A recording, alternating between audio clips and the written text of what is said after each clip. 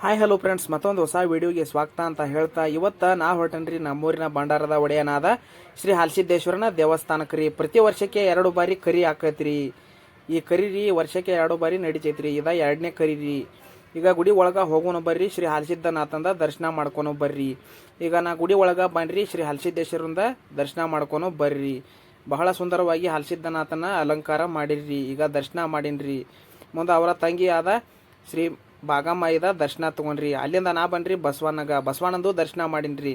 ಮುಂದೆ ಇಲ್ಲಿ ಬೇರೆ ಬೇರೆ ಹಳ್ಳಿಗಳಿಂದ ಜನಗಳು ಬಂದ ಡೊಳ್ಳು ಬಾರಿಸ್ತಾರ್ರಿ. ಡೊಳ್ಳು ಬಾರಿಸೋ ಮುಖಾಂತರ ತಮ್ಮ ಭಕ್ತಿ ಅರ್ಪಣೆ ಮಾಡ್ತಾರ್ರಿ. ಮುಂದೆ ಇಲ್ಲಿ ಸಾಯಂಕಾಲ ಭಂಡಾರ ಹಾರಿಸ್ತಾರ್ರಿ.